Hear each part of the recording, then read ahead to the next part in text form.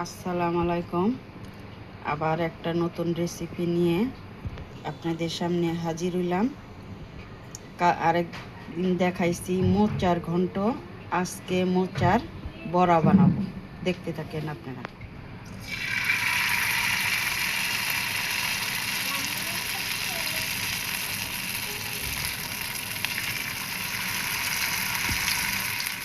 তারপর মোচার বড়া ভাজা হয়ে গেছে, এখন তুলে নিব।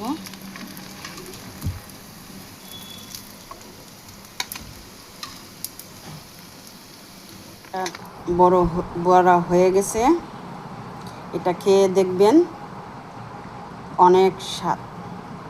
মোচার বড়া যারা না খেয়েছেন তারা এইভাবে বানিয়ে খেয়ে দেখবেন, অনেক মজা।